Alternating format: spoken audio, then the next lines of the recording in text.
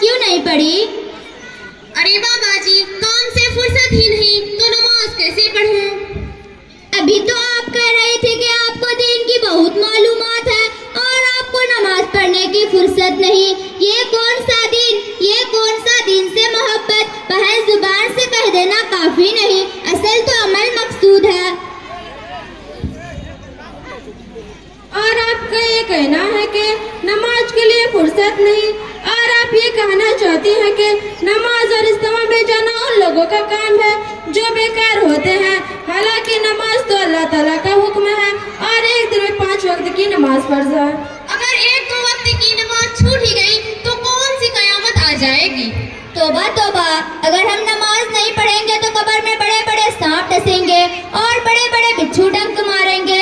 हम तो अपने घर के छिपकली से डर जाते हैं, हवा से पर्दा हिल जाए तो डर जाते हैं। यहाँ तो सब कोई मौजूद होता है, वहाँ हमारे चीखों पुकार सुनने वाला कोई नहीं होगा। उस घर यानी कब्र के बारे में आपने सोचा भी है कभी, वहाँ क्या होगा? अरे बाजी, ऐसी बातें ना करो, डर लगता है। नमाज तो पढ़नी ही चाहिए। देखो ना, नमाज पढ़ने में कितना मजा आता है। आप जानती हैं कि नमाज क्या है? नबी करीम सल्लल्लाहु अलैहि वसल्लम ने फरमाया, नमाज मेरे आंखों का ठंडक है और अल्लाह से मुलाकात का जरिया। अल्लाह तौबा। बाजी ये तो बताएं, वैसे तो दुनिया में बहुत सारे इंसान हैं जो नमाज नहीं पढ़ते, रोजा नहीं रखते, ज़कात अदा नहीं करते, तो क्या उन्हें भी सांप और बिच्छू डसेंगे? जी बहन, नबी करीम सल्लल्लाहु अलैहि वसल्लम के फरमान के मुताबिक ये सजा उन सबों को मिलेगी और इससे बड़े बड़े अज़ाब तो जहन्नम में मिलेगी। इसलिए बाकी वक्त रहते ही तौबा कर ले। जी बाजी, मैं तौबा करती हूँ, अब वक्त निकाल कर नमाज की पाबंदी करूँगी।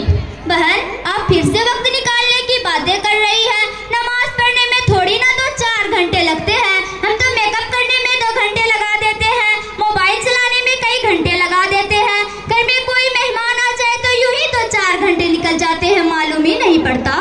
जिस अल्लाह ने हमको पैदा किए, अकल अता किए, देखने के लिए तो आँख दिए, सुनने के लिए तो कान दिए, बोलने के लिए जुबान दिए, चलने के लिए तो पैर दिए, खाने के लिए तो हाथ दिए और भी बहुत सारे बेशुमार नेमतें अता किए हैं, क्या हम उसके शुक्रगुजारी के लिए 10-15 मिनट भी नहीं निकाल सकते?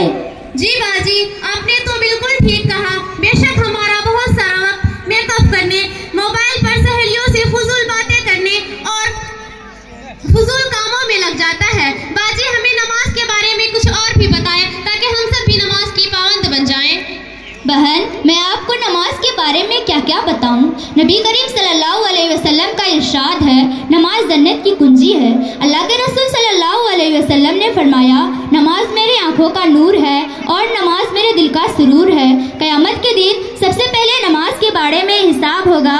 अगर हमारी नमाज खराब निकले तो हमारे सारे अमाल भी खराब निकलेंगे। नमाजी के लिए क़यामत के दिन बचने का जरिया है। मेरी मोहतरमा बाजी जान, ये तो बताएं, आपको इतनी सारी बातें कहाँ से मालूम होती है? बहन, बहुत सीधी सी बात है, इल्म तो इल्म के जगह से ही मिलता है और हम रोज जामिया इस्लामिया पढ़ने जाते हैं और वक्त निकाल कर मोहल्ले की इज्तिमा में भी जाया करती हूँ। वहाँ पर सब बातें ताज़ा होती रहती है और अमल पर इल्म की फ़क्र भी पैदा होती रहती है।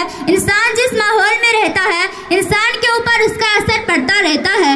आप अपना वक्त सारा वक्त इस्लामी माहौल में गुजारेंगी तो आपके अंदर धीरे धीरे इस्लाम दाखिल होता चला जाएगा, और अगर आप अपना सारा वक्त गैर इस्लामी माहौल में गुजारेंगी तो आपके अंदर धीरे धीरे गैर इस्लामी खसलतें ज्यादातर दाखिल होती चली जाएगी। मेरी मोहतरमा बाजी जान, अब मैं क्या करूं? मैंने तो मदरसा की कभी शक्ल ही नहीं देखी है। बहन, इसमें घबराने की क्या बात है? मैं जामिया इस्लामिया में तालीम हासिल करती हूँ, वहाँ पर आलमियत तक की तालीम दी जाती है। आप वहाँ पर दाखिला कराकर शुरू से तालीम हासिल कर सकती हैं। जी बाजी, ठीक है, मैं कल ही जामिया इस्लामिया में दाखिला करवा लेती हूँ। बाजी हम सब के लिए भी दुआ करें।